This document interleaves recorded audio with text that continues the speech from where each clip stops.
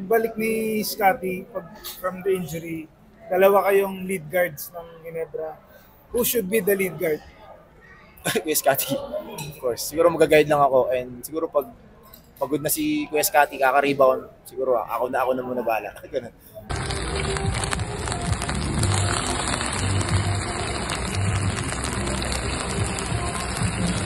Bonding with the new teammates? Okay naman. Really enjoyed playing with them, lalo na sa mga veterans like Kuya LA and Kuya Scotty. So, I'm looking forward na mas makilala pa sila. Sabi ni Coach Tim, parang in-expect ka niya na will significantly change yung ways ng Ginebra. Medyo big words for a rookie. Pero what can you say about that? Siguro, para sa akin, ano yun, compliment for as a rookie. Siguro, tutuloy-tuloy ko lang kung naman yung pinapakita ko sa practice, yung nilalaro ko, kung naman yung nakikita nila. So, syempre, hindi naman mawawala yung pressure, pero I'm really excited na mas makasama pa sila lalo. Coach Al, nakausap namin last week, sabi niya he likes your confidence, even compared you to parang a young LA. So, even with Coach Al, high compliments din. So, your thoughts on that? Actually, wala akong masabi kasi gusto ko lang naman talaga mag-basketball. Gusto ko lang galingan kung ano man pwede kong improve every day. And coming from the boss and sa mga legend na coach, sobrang nakaka-overwhelm para sa isang rookie. Kahit na naglaro ko internationally. Pero sobrang thankful ako and grateful na nandito sa Barangay Nebra. Sa dito mo, parang nagbigay na ba siya ng advice sa'yo nung pagpasok mo dito sa akin? Nagbigay siya pero yung mga advice niya kasi hindi naman sa basketball, more on sa life. Kung paano ko siya ma-handle. Kasi I'm playing here na sa PBA, family mo, makakasama mo, yung mga ganon. Pero talking about basketball, alam naman na ni Tito eh.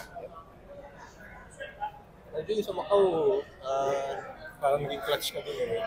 Yung tinira ka ng yes, is it something that the fans can expect na your willingness to take the big shots in the NBA? Siguro as a rookie, sa experience ko, siguro yun yung pwede kong matulong sa team talaga. Yung kumpiyansa ko, the way ko i-lead yung mga teammates ko.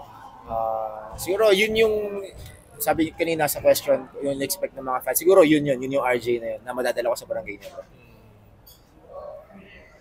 About yung presence ni LA Tenorio, nabanggit na yung sa veterans. But specifically kay LA Tenorio, meron naman siyang nababanggit na advice or even kahit ano lang, kwentuhan na... I remember siguro yung career niya with Coach Tim. Siguro kasi I think ilang years na siya naglalaro. I mean, parang 12 or 15 years na siya naglalaro with Coach Tim. Sinare niya na sa akin yung expectation ni Coach Tim para sa isang point guard. Paano mo malilid yung, kumbaga, paano mo mabibitbit yung sarili mo sa point guard and paano mo ma-share yun sa ibang players na ganun yung vision nyo as a team. So, yun yung mga nakaka-overwhelm nga. Sabi ko kanina na makasama sila Kuya LA, especially Kuya LA, na ilang years na naglalaro sa PBA. And almost nakakalaban na ata ni Tito yun for a long year. So, yun yung mga sobrang sarap sa feeling na makasama talaga sila. Archibishop, siguro nakita mo sa Macau, especially sa tingin mo nasa ilang percent ka nang nakaka-adapt dun sa system? Siguro, let's say 80%.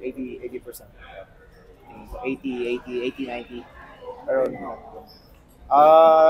siguro yung samahan namin, yung amuyan. Kasi yun natin yung first game namin na magkakasama kasi naglalaro lang naman kami sa scrimmage ng kami magkakalaban. Pero yung first game, iba yung team, siguro yun, yung amuyan talaga. Medyo naninibago pa kami. Of course, si Holt, bagos team, Isaac, bagos team, and si Paul na nag-step up nung last minute sa halos nag-aamuyan lahat. So, RJ, nung draft, hindi mo ba naisip na Nolia Saling na kasama ng teams? Actually, so talagang mapunta kay Tito. Kasi yun yung pinag-uusapan namin before nung nagpaplano ako magpa-draft. Pero yun nga, it is what it is. Kung nangyari na talaga yung nangyari. And sobrang happy naman si Tito kasi naglaro siya sa jersey na to eh.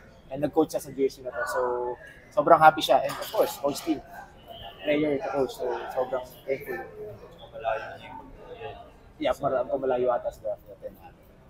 Hindi, ang coach sa tito mo, I mean, I'm sure very close kayo. Gaano kalaki yung impact niya sa'yo? As in, bata pa ba? Nag-uusap na kayo? Siya ba nagturo sa'yo? Actually, hindi naman si Tito nagturo talaga ng basketball sa akin. So, lumaki talaga ako sa kalye, nag-basketball, nakapa. So, si Tito ginaguide niya ako nung after kong makita yung totoong basketball.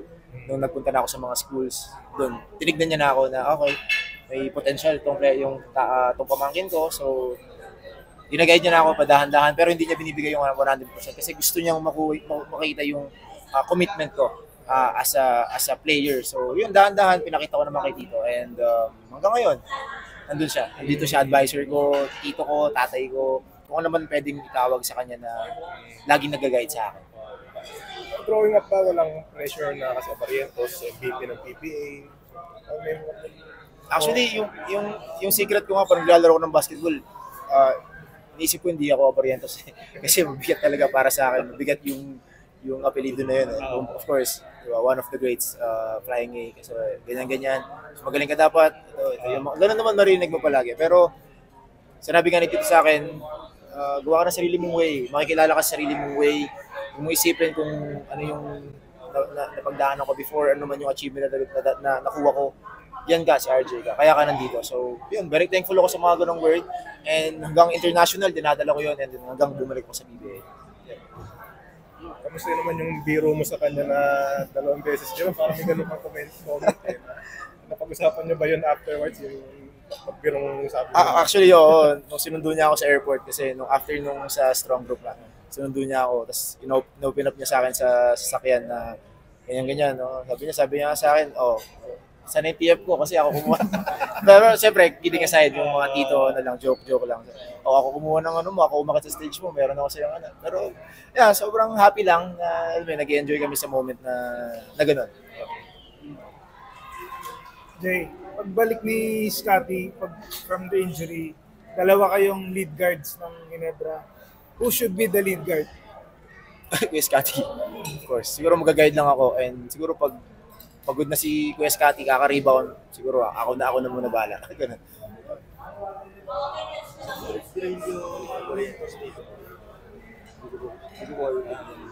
Si Tito po siguro, kilala mo. Actually, yung Gilas kasi lagi nababanggit pag ikaw ever since. Ikaw ba, I'm sure you're willing, but now na kasama mo si Coach Tim, do you think mukhang parang mas close ka na dahil natututunan mo yung sistema eh. So, do you think this will make you have a greater chance of return to Gilas? Hindi ko kasi masyadong iniisip yun eh. Ang iniisip ko lang kung para sa akin. Kumbaga, kasi yun naman sinasabi nila, napalapit na ako kay Coach Tim, player na ako ni Coach Tim, siguro isang hatak lang, pwede niya na akong tawagin sa Gilas. Hindi ko naman masyadong iniisip yun. Ngayon, focus ko lang talaga yung Ginebra eh. So, bonus to sa akin kung gagawin niya akong practice player or what. Pero ngayon, gusto ko lang ma-improve yung sarili ko. Gusto ko mapatunayan na isa ako sa point guard na magaling na makahawakan niya. So,